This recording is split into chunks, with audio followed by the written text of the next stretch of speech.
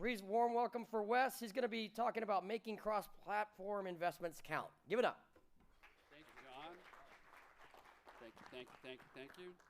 I'm hoping I don't suffer the fate of other speakers with this apparently defective clicker that I've been assured works properly. So I also want to thank MediaPost for the dreaded after lunch before activity slot. Always a hit. So hopefully, but if you haven't been to Matt's, so get a nap after the activities, rest up, don't eat too much because you're going to want to pack it on at Matt's tonight. It's a fantastic experience.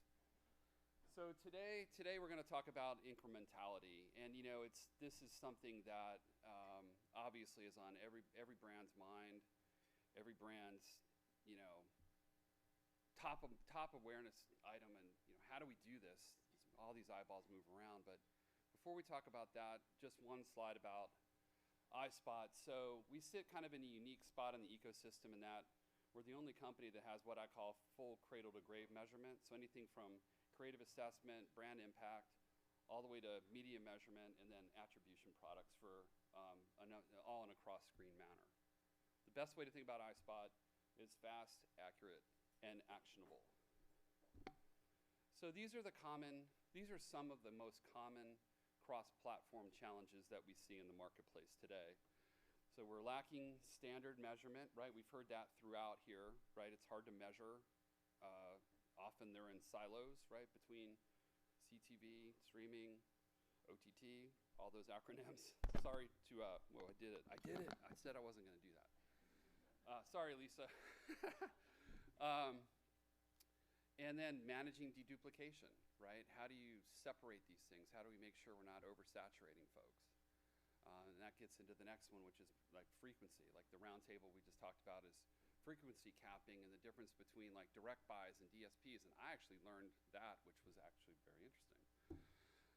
Limited agility, delayed results, still a problem. In fact, I'm dealing with a customer right now who hasn't had their fourth quarter as runs by Nielsen yet scored, which, if you can believe that, it's actually true. Tracking target audience performance and then measuring cross-screen conversions, or what we would call business outcome measurement. So we're going to talk about three things. The first is it's important to unify your linear and CTV view. So holistic cross-platform measurement is the only way to efficiently manage reach and frequency across linear and streaming. We're excited that this has been a topic at almost every meeting, every sit-down, every session, every speaker's kind of come up here and talked about it. And so as a marketer, this is probably the most important thing. Kizik did a great presentation about how they do that. Number two is super granular person-level exposure data and incrementality at the individual publisher level for more actionable insights. So it's not just okay to say, oh, all up, CTV is doing what?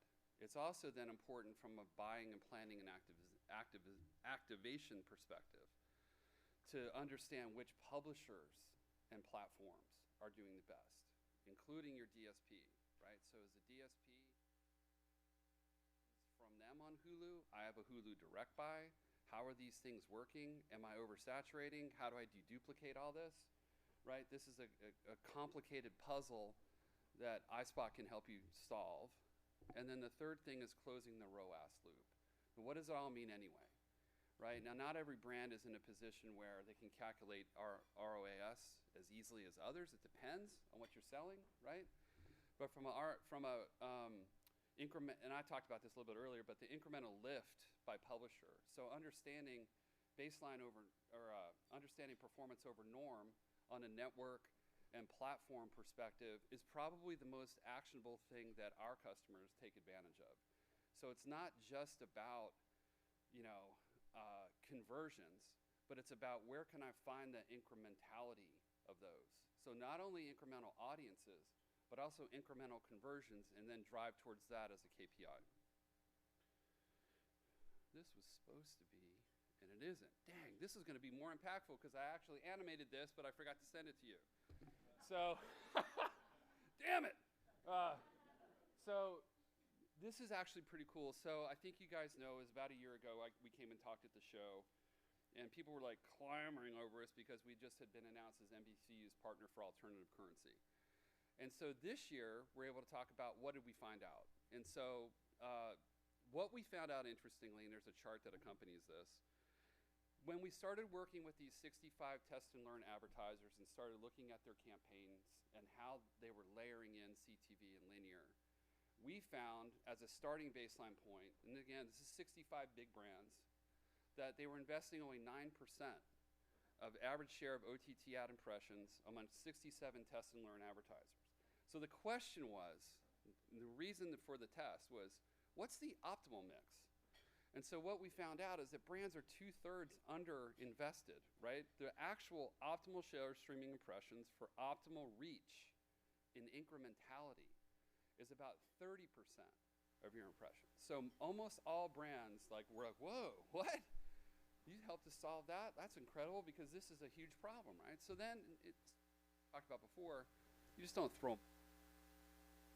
Speaking, this gives, I think, brand marketers and buyers and planners a concept around, okay, now I'm breathing a little bit better, right? Now I'm understanding that I am underinvested, so now it's about where. So I don't know if everybody can see this, so I can't really see it down there. The chart on the screen, this is a retail case study from 2022.